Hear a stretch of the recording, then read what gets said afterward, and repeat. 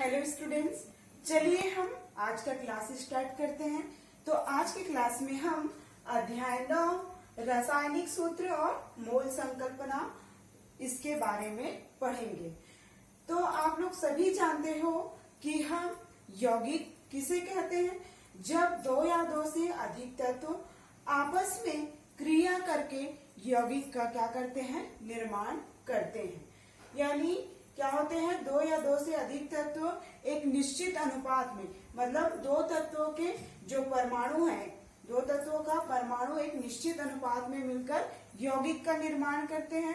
तो यौगिक का उदाहरण ले लेते हैं, जैसे हम क्या है, जल हो गया यानी पानी, शक्कर और खाने का सोडा, ये सब का हम दैनिक जीवन में उपयोग करते हैं। तो ये किसके उदाहरण है, आपके यौगिक के, यानी ये यौगिक है। ठीक है, जैसे जल का मैं बात कर रही हूँ तो इसका सूत्र क्या होता है, H2O, यानी ये पूरा क्या है, हाइड्रोजन के दो परमाणु ऑक्सीजन के एक परमाणु के संयोग करके क्या बनाता है आपका H2+O। ये दोनों ही आपस में क्रिया करते हैं, यानी हाइड्रोजन के दो परमाणु और ऑक्सीजन के एक परमाणु, ये दोनों ही आपस में क्रिया करके यानी किसका निर्माण करते हैं, H2O का, यानी जल का। तो ये क्या कहलाएगा आपका यौगिक। इसमें क्या है, दो तत्वों का, यानी एक तत्व हाइड्रोजन हो गया, दूसरा तत्व ऑक्सीजन हो गया। तो ये दोनों ही तत्वों के क्या है, जो परमाणु है वो निश्चित होते हैं। मैंने अभी बताया था ना कि यौगिक किसे कहते हैं, जब दो या दो से अधिक तत्व आपस में क्रिया करके यौगिक का निर्माण करते हैं और तत्वों के परमाणु क्या है, एक निश्चित अनुपात में मिलकर यौगिक बनाते हैं। तो यही हो गया कि हाइड्रोजन के दो परमाणु और ऑक्सीजन के एक परमाणु दोनों ही आपस में संयोग करके H2O यानी जल का निर्माण कर रहे हैं। तो जल क्या है, एक प्रकार से यौगिक है। और भी एग्जाम्पल मैं दी थी, शक्कर हो गया, खाने का सोडा हो गया, तो ये सभी क्या है, आपके यौगिक है। तो चलिए हम देखते हैं सहसंयोजक यौगिकों के सूत्र के बारे में। तो सहसंयोजक, इसके पहले वाले वीडियो में हमने रासायनिक आबंध जो चैप्टर पढ़ा था उसमें हमने पढ़ा था कि सहसंयोजक बंध किसे कहते हैं। तो क्या होता है, एक बार और दोबारा मैं बता दूं, जब परमाणु क्या होता है, परमाणुओं के अष्टक पूर्ण करने के लिए, यानी परमाणु अपना अष्टक पूर्ण करने के लिए इलेक्ट्रॉन का क्या करता है, साझा करता है, तो वो क्या कहलाता है आपका सहसंयोजक बंध। यानी दो परमाणुओं के मध्य इलेक्ट्रॉनों का साझा होता है। तो इस प्रकार से जो बनने वाले बंध होते हैं वो सहसंयोजक बंध कहलाते हैं। और इस प्रकार के यौगिक सहसंयोजी यौगिक कहलाएंगे, जिसमें हमने उदाहरण के रूप में पढ़ा था कार्बन डाइऑक्साइड का बनना, सोडियम क्लोराइड का बनना, जल का बनना और क्या है, अमोनियम का बनना। तो इस प्रकार से मैं उदाहरण यहाँ पर किसका लूंगी, CO2 का, यानी कार्बन डाइऑक्साइड का। तो कार्बन का परमाणु क्रमांक कितना होता है, 6, ऑक्सीजन का परमाणु क्रमांक कितना होता है, 8। अगर हम इसका इलेक्ट्रॉनिक विन्यास करते हैं तो किस प्रकार से होगा, 2 और 4 6। तो इसके बाह्यतम कोश में कितने इलेक्ट्रॉन होंगे, 4। वैसे ही हम अगर ऑक्सीजन का करेंगे तो 2 और 6। तो ऑक्सीजन के बाह्यतम कोश में कितने इलेक्ट्रॉन है, 6। तो सबसे पहले हम इस तरीके से कार्बन, तो कार्बन के बाह्यतम कोश में कितने इलेक्ट्रॉन है, 4। तो ये 2 इलेक्ट्रॉन इधर और 2 इलेक्ट्रॉन इस तरह से, यानी उसके बाह्यतम कोश में 4 इलेक्ट्रॉन है। वैसे ही यहाँ पर ऑक्सीजन यानी O2 CO2 है सूत्र, तो ऑक्सीजन कितने होंगे, 2। तो एक ऑक्सीजन यहाँ और दूसरा ऑक्सीजन यहाँ। तो इसके बाह्यतम कोश में कितने इलेक्ट्रॉन है, आपके बाह्यतम कोश में कितने इलेक्ट्रॉन है, 6 इलेक्ट्रॉन है। तो 1, ये हो गया 2, 4 और ये इस प्रकार से 6 इलेक्ट्रॉन। इसी प्रकार से ये हो गया, इसके बाह्यतम कोश में ऑक्सीजन के कितने इलेक्ट्रॉन है, 6 इलेक्ट्रॉन है। तो अब क्या करेगा, अष्टक पूर्ण करने के लिए इस तरीके से ये क्या करेगा, कार्बन जो है वो 2 इलेक्ट्रॉन किससे ले लेगा,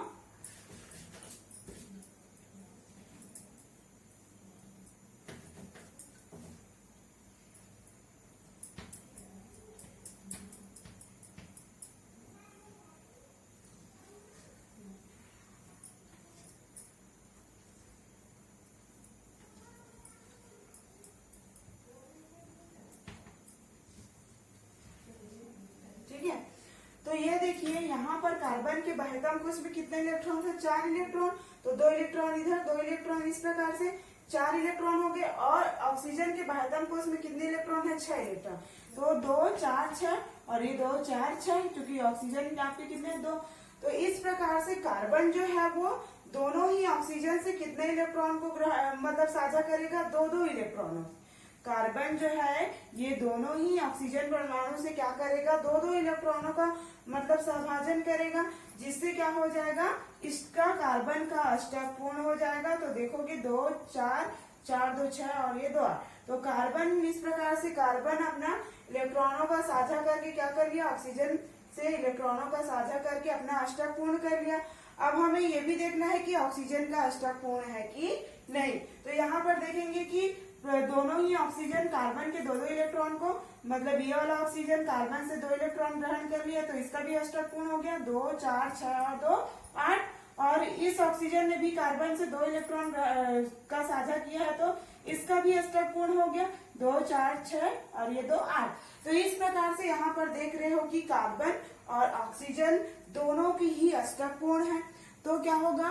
अभी परिभाषा मैंने क्या बताया था सहसंयोजक कि परमाणु अपना अष्टक पूर्ण करने के लिए इलेक्ट्रॉनों का साझा करता है, यानी 2 तत्वों के मध्य 2 परमाणुओं के मध्य इलेक्ट्रॉनों का साझा होता है। तो यहाँ पर कार्बन और ऑक्सीजन के बीच क्या हो रहा है? इलेक्ट्रॉनों का साझा हो रहा है और ये अपना अष्टक पूर्ण करके अक्रिय गैस विन्यास को प्राप्त कर रहे हैं। अब हमें यहाँ देखना है कि हम इसको एक और तरीके से देखते हैं कि इसमें एक्स्ट्रा ऑक्सीजन परमाणु जोड़ते हैं तो इसमें क्या होता है, वो किसको अपना। अब हम देखेंगे कि इस कार्बन डाइऑक्साइड के साथ हम एक एक्स्ट्रा ऑक्सीजन परमाणु को इसके साथ जोड़ते हैं तो वो किसको इलेक्ट्रॉन देगा, किससे इलेक्ट्रॉन का सहभाजन करेगा, यानी वो कार्बन को देगा कि ऑक्सीजन को देगा। इस प्रकार से हम इलेक्ट्रॉनों का साझा करेगा, इसको देखेंगे। तो यहाँ पर पहले वाले उदाहरण में हमने पढ़ा था क्या है कि CO2 यानी यहाँ पर ऑक्सीजन और कार्बन दोनों का ही अष्टक पूर्ण है और ये अक्रिय गैस विन्यास को प्राप्त कर चुके हैं। अब हम उसमें एक और ऑक्सीजन को जोड़ रहे हैं, तो वो जो ऑक्सीजन के परमाणु है वो मतलब अपने ऑक्सीजन परमाणु है वो अपने इलेक्ट्रॉनों को कार्बन को देगा कि ऑक्सीजन को। तो यहाँ पर ऑलरेडी कार्बन के अष्टक पूर्ण है, तो ये क्या करेगा? जो एक्स्ट्रा ऑक्सीजन परमाणु है ये इलेक्ट्रॉन अपना कार्बन को नहीं, कार्बन से वो अपने इलेक्ट्रॉन का सहभाजन नहीं करेगा। क्यों नहीं करेगा? क्योंकि ये कार्बन जो है वो ऑक्सीजन प्रत्येक ऑक्सीजन से 2 इलेक्ट्रॉनों का सहभाजन करके अपना अष्टक पूर्ण कर लिया है और अक्रिय गैस विन्यास को प्राप्त कर चुका है। अगर ये वाला 2 इलेक्ट्रॉन ले लेगा तो ये क्या हो जाएगा? कार्बन 10 हो जाएगा। तो इस प्रकार से ये ऑक्सीजन इस कार्बन को से इलेक्ट्रॉन का सहभाजन नहीं कर पाएगा। तो अगले चित्र में हम देखेंगे कि हम अगर ये ऑक्सीजन को इसको देते हैं मतलब इलेक्ट्रॉनों का साझा करते हैं ऑक्सीजन से, तो क्या इसके अष्टक पूर्ण होते हैं कि नहीं। तो यहाँ पर भी जो ये ऑक्सीजन है वो ये एक्स्ट्रा हमने ऑक्सीजन को जोड़ा है, तो ये अपना 2 इलेक्ट्रॉन इस वाले ऑक्सीजन को भी नहीं दे सकता। क्यों नहीं दे सकता? क्योंकि ये वाला ऑक्सीजन भी और ये ऑक्सीजन दोनों ही ऑक्सीजन कार्बन से 2 इलेक्ट्रॉनों का सहभाजन कर चुके हैं और अपना अष्टक पूर्ण कर लिए हैं। तो यहाँ पर देखोगे 2 4 6 और ये 2 8, यानी इसका भी अष्टक पूर्ण है और ये भी 2 4 6 और 2 8, यानी दोनों ही ऑक्सीजन। अगर ये वाले ऑक्सीजन से ये ऑक्सीजन अगर इलेक्ट्रॉन ग्रहण करता है इलेक्ट्रॉन का साझा करता है, तो ऐसे में कितने इलेक्ट्रॉन हो जाएंगे? यहाँ पर 10 इलेक्ट्रॉन हो जाएंगे। जैसे आपका ये वाले ऑक्सीजन से ये लिया तो इसका तो अष्टक पूर्ण हो गया 2 4 6 8, लेकिन अगर इस वाले ऑक्सीजन को हम देखेंगे तो क्या हो जाएगा? अगर इस ऑक्सीजन से ये ग्रहण करेगा इलेक्ट्रॉन का साझा करेगा तो 10 हो जाएगा। देखिए 2 4 6 6 2 8 6 और 2 8 8 2 10। तो क्या होगा? अष्टक सहसंयोजक बंध किसके बीच बनता है? परमाणुओं द्वारा अपना अष्टक पूर्ण करने के लिए इलेक्ट्रॉनों का साझा करते हैं और ये किसी 2 परमाणुओं के मध्य क्या होता है? इलेक्ट्रॉनों के सहभाजन से जो बंध बनता है वो क्या कहलाता है? आपका सहसंयोजक बंध।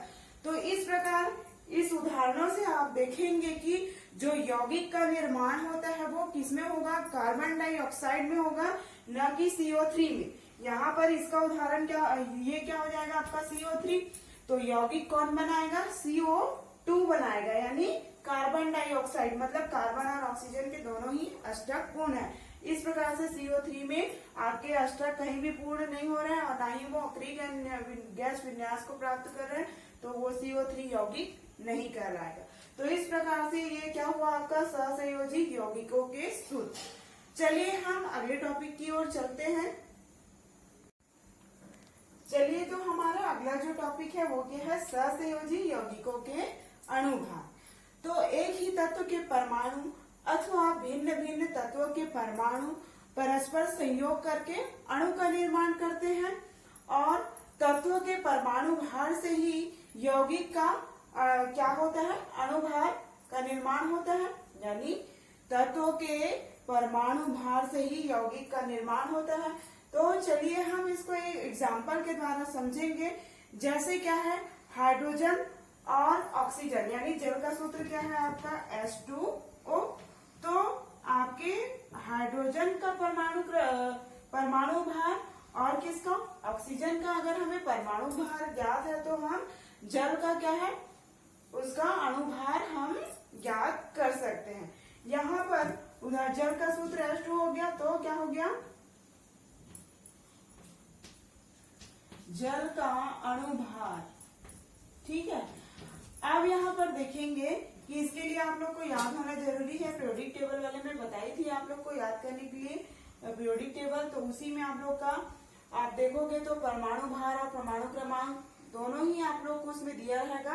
तो ऊपर जो लिखा रहता है वो क्या रहता है, जैसे हाइड्रोजन का ऊपर लिखा रहता है वो क्या है आपका परमाणु क्रमांक और नीचे जो है वो क्या रहता है, परमाणु अणुभार है उसका, सॉरी। तो हाइड्रोजन का अणुभार कितना होता है, 1 होता है और ऑक्सीजन का कितना होता है, 16। तो इसको क्या लिखे होंगे हम, H यानी हाइड्रोजन का कितना होता है, तो 2 गुणित 1 हो जाएगा और ये यहाँ पर हाइड्रोजन का 2 है तो, और ऑक्सीजन का कितना होता है 16। तो इस प्रकार से क्या हो जाएगा, आप यहाँ पर देखोगे 2 और इसका गुणा करोगे तो कितना हो जाएगा, 2 ही आएगा और ये 16। इस प्रकार से क्या हो जाएगा, ये 18 हो जाएगा। तो जल का अणुभार कितना निकला आपका 18 और इसको U से इस तरीके से दर्शाते हैं। तो आप इस तरीके से जल का अणुभार, बाकी अमोनिया का अणुभार, नाइट्रोजन का अणुभार और क्या है सल्फर डाइऑक्साइड का अणुभार, इस तरीके से आप निकाल सकते हैं। ठीक है, एक और एग्जाम्पल मैं बता दूं किसका, सल्फर डाइऑक्साइड का। तो सल्फर डाइऑक्साइड का क्या सूत्र होता है, सल्फर डाइऑक्साइड का सूत्र होता है CO2। यहाँ पर मैं लिख रही हूँ, सॉरी, सल्फर डाइऑक्साइड का सूत्र। अगला उदाहरण किसका लूंगी, सल्फर डाइऑक्साइड का। तो सल्फर डाइऑक्साइड का अणुभार निकालेंगे तो सल्फर का जो परमाणु भार है वो कितना होता है, सल्फर का 32 और ऑक्सीजन का कितना होता है 16। तो हम इसको किस तरीके से लिखेंगे सूत्र में, आपका सल्फर डाइऑक्साइड का अणु सूत्र यानी सल्फर का कितना हो रहा है 32, ठीक है, प्लस और ऑक्सीजन कितना है आपका 16, उसका परमाणु भार तो 2 यहाँ पर दिया है। तो इस 2 को क्या लिखोगे, इस तरीके से पहले लिखोगे और इंटू करोगे। इसका ऑक्सीजन का परमाणु भार कितना दिया है 16 दिया है, तो इस तरीके से क्या हो जाएगा 32 प्लस क्या हो जाएगा 16 दूनी 32 और ये क्या हो जाएगा 2 और 2 4 और ये क्या हो जाएगा 6। तो इस प्रकार से सल्फर डाइऑक्साइड का अणु सूत्र कितना होगा 64 और इसको किससे दर्शाएंगे U से, ठीक है, यानी यूनिट। अब कुछ एग्जाम्पल के द्वारा तो हमने इसको समझा है, कुछ क्वेश्चन जो है इससे रिलेटेड वो मैं बता दूं। जैसे कार्बन का जो परमाणु भार है वो कितना होता है 12 होता है, तो कार्बन डाइऑक्साइड का क्या है अणुभार कितना होगा, इसको हम निकालेंगे। कार्बन का जो परमाणु भार है वो 12 होता है, तो हमें किसका निकालना है, कार्बन डाइऑक्साइड का अणु सूत्र निकालना है। चलिए जो हम अणु भार जो निकालते हैं उसको इस क्वेश्चन के माध्यम से समझेंगे। तो हमारा क्वेश्चन जो है, पहला क्वेश्चन वो क्या है, यदि कार्बन का परमाणु भार 12 है तो कार्बन डाइऑक्साइड का अणु भार क्या होगा। तो प्रश्नानुसार क्या दिया है, कार्बन का परमाणु भार बराबर कितना दिया है 12U। उसी तरीके से हमें कार्बन डाइऑक्साइड का अणु सूत्र निकालना है। क्या हो जाएगा, कार्बन डाई ऑक्साइड का अणुभार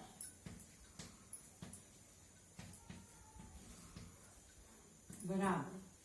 अब आप लोग देखोगे कार्बन डाइऑक्साइड का सूत्र क्या होता है, CO2। तो कार्बन का जो परमाणु भार है वो कितना होता है आपका 12। ठीक है, यहाँ पर किसका पूछा गया है, कार्बन डाइऑक्साइड का। तो यहाँ पर देख रहे हो ये सूत्र है CO2। तो पहले आपका क्या आ जाएगा 12, फिर ये 2 जो है वो क्या हो जाएगा, ये प्लस का निशान, फिर ऑक्सीजन O2 होता है तो क्या हो जाएगा 2, ये सामने आ जाएगा। और ऑक्सीजन का कितना होता है आपका जो परमाणु भार है 16। तो इस तरीके से ये 12 हो जाएगा और ये क्या हो जाएगा 16 दूनी 32। और ये 32 और 12 को जोड़ेंगे तो क्या हो जाएगा 2 और 2 4 और ये 4। तो इस तरीके से जो कार्बन डाइऑक्साइड का जो अणुभार होगा वो कितना होगा 44। ठीक है, तो इस तरीके से हमें अणुभार निकालना है। तो इसके लिए इसका परमाणु भार आप लोग को इसका परमाणु भार आप लोग को क्या होना चाहिए, याद होना चाहिए। उसी प्रकार से हम देखेंगे दूसरा जो है वो क्या है, यदि नाइट्रोजन का परमाणु भार 14 है तो अमोनिया का अणुभार क्या होगा। तो अमोनिया का क्या होगा सूत्र आपका। अब हमारा दूसरा क्वेश्चन क्या है, नाइट्रोजन का परमाणु भार 14 है तो अमोनिया का अणुभार क्या होगा। तो प्रश्नानुसार आपको दिया है क्या है, नाइट्रोजन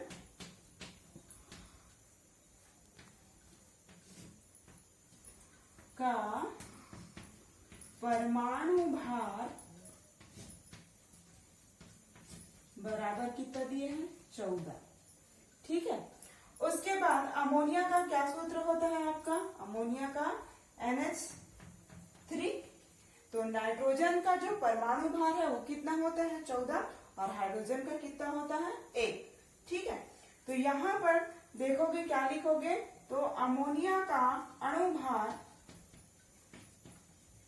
अमोनिया का अणुभार बराबर क्या होगा आपका NH3 है।